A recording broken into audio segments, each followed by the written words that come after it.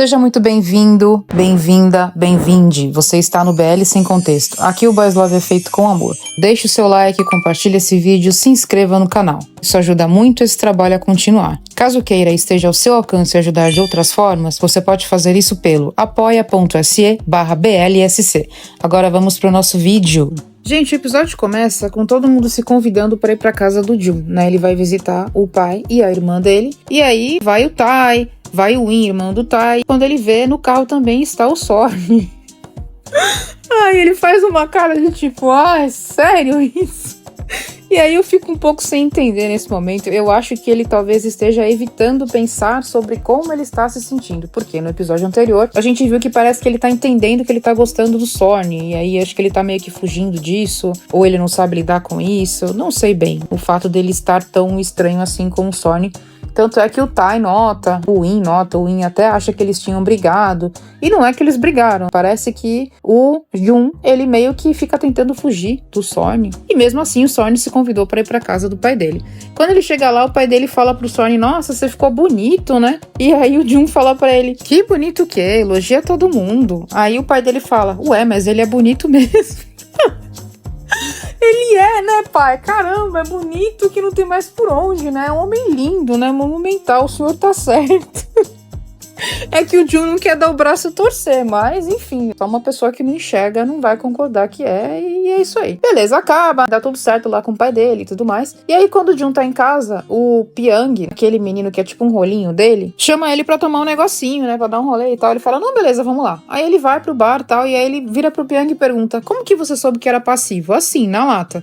Não tô reclamando não, tá? Eu adoro quando os personagens são diretos, já falei várias vezes sobre isso, inclusive sobre esses assuntos. Porque, gente, é normal a gente ter dúvida. Mesmo as pessoas que já têm uma vida sexual ativa e tal. No caso dele, ele tá em dúvida sobre um novo jeito de fazer. Então é muito normal você perguntar, você querer saber como as coisas funcionam, além de você só ir na internet pesquisar. Às vezes pode ser útil você ter alguma noção de como é falando com alguém que já fez isso. E aí ele foi e perguntou pro menino. Ele falou pra ele, olha, quando eu era ativo, sei lá, não parecia certo, talvez fosse desconfortável e tal, e aí ser passivo foi melhor. E basicamente a resposta dele queria denotar o quê?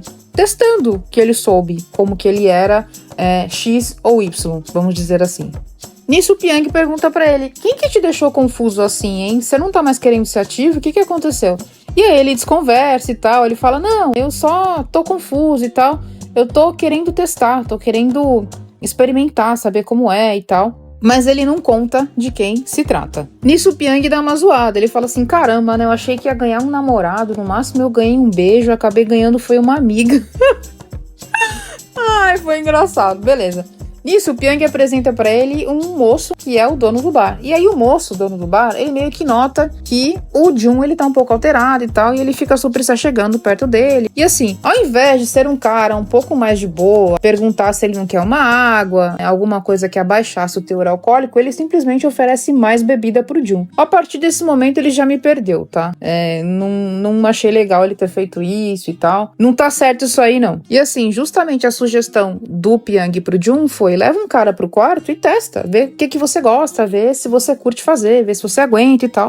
E ele fala, beleza, vou fazer o que você falou. E quem se voluntaria? Esse amigo aí mal intencionado. Leva ele lá pros fundos e tal. E aí esse que o Sorn fica tentando falar com o Jun, não consegue, ele pergunta desse mesmo cara, né, que ele conhecia o cara, e o funcionário fala, ele tá lá no fundo, eu não fui atrapalhar porque ele tá com alguém. Quando o Sorn chega lá, ele vê ele com o Jun. Ele arranca o Jun dos braços dele e leva o Jun pra casa. Nisso ele começa a questionar, pô, por que você foi fazer isso, né, com outro cara e tal? E aí o Jun fala pra ele, pô, você me deixa confuso. E aí o Sorn fala, o que eu fiz que te deixou confuso? Aí ele, é você, é quando você me ensina. E aí o Sorn questiona, e foi por isso que você quis testar com outra pessoa? Ele fala, sim. E daí ele fala, não, isso você tem que fazer só comigo. A gente tá treinando, se você tem dúvidas, você pergunta pra mim. E aí se você quer experimentar, pode deixar que eu testo com você e você não vai ter mais dúvida nenhuma pra tirar com mais ninguém. Nisso ele começa o rolezinho deles lá, começa a despir ele e tudo mais. vai mais além, eles começam a se beijar, tirar roupa e tudo mais. E aí eles vão efetivamente pro ato. Você até vê na cena uma parte em que o Jun, ele parece que está se adaptando àquele momento, se é que vocês me entendem, porque ele não tinha testado ser passivo ainda, foi a primeira vez dele nesse sentido. Achei coerente essa parte aí da série. O que eu não gostei na cena foi, primeiro, que o Jun, ele tava alterado alcoolicamente, e aí eu já não sou a favor, aí eu acho que nem devia ter continuado, acho que eles deviam ter esperado, essencialmente o Sony devia ter esperado, mas infelizmente, né, foi desse jeito aí mesmo. E a segunda coisa que eu não gostei tanto foi a montagem de cena, eu achei que a cena não foi tão legal pra um casal, né, pra um chip que tava entregando, digamos assim, preliminares, né, chamando dessa forma, tão instigantes, tão gostosas, tão legais de assistir. Essa cena foi meio, sabe? Tá bom. Mas beleza, gente. Considerando aí o treinamento do mestre Sorn, foi dia de prova pro Jun. E, em teoria, ele, aspas, passou na prova. Passou ou sentou. Como vocês preferirem. E aí, depois disso, o Sorn parece cada vez mais apegado, né? Ficar levando ele pra casa, levando ele pra comer e tal. E aí, numa última vez, ele leva ele pra comer, falando que comprou comida demais e não queria comer sozinho. E aí, ele fala pra ele se ele não quer dormir lá. Aí o Jun fala, não, quero ir embora. Beleza, eu te levo. Aí ele leva ele até lá. E aí ele puxa ele do nada, dá um beijão nele e fala pra ele, esse é o tipo de beijo que faz a pessoa sentir saudades. Como se ele estivesse ensinando. E aí o Jun fala, tudo bem ensinar, mas me avisa, né? Você me assusta. Ele, não, beleza. Então tá tarde pra eu voltar pra casa. Posso dormir na sua casa?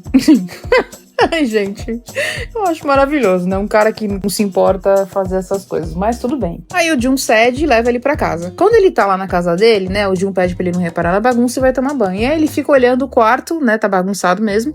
E ele vê uma caixa de um tênis de grife que ele deu pro Jun há um tempão. E ele fala no flashback que ele deu o tênis porque ele comprou o número errado. E assim, não parecia ter sido isso, tá? Parecia ter sido uma compra direcionada. E ele até sorriu quando ele lembrou disso. E aí o Jun sai do banheiro de shortinho, com aquelas pernas maravilhosas, né, à mostra. E assim, gente, o Ot, o menino que faz o Jun, ele era jogador de vôlei. Eu não sei se ele ainda joga profissionalmente, mas ele jogava profissionalmente por algum time da Tailândia. Tem até uma bola de vôlei no quarto do Jun. Acho que pra talvez fazer uma menção ou uma homenagem a esse momento aí da vida do Ot. E assim, as pernas, né, elas indicam que alguma coisa aconteceu ali, porque são pernas realmente maravilhosas. E ele sai, né, com um short super curto, abaixa na frente do Sorn, como se ele estivesse fazendo yoga. O Sorn fica com aquela cara assim de, nossa, meu Deus, né? Beleza, aí eles vão dormir e o Sorn fala, nossa, tá muito quente aqui, preciso dormir sem roupa. Ai, só melhora. E aí ele dorme sem camisa, ele deita do lado do Jun e ele fica olhando pras pernas do Jun, tudo ali, né, aquele conjunto maravilhoso. E ele toca no Jun e fala assim, eu quero. Aí o Jun fala, pera, como assim? E aí o Jun levanta e fala, não, pera. Antes da gente fazer qualquer coisa, a gente tem que conversar.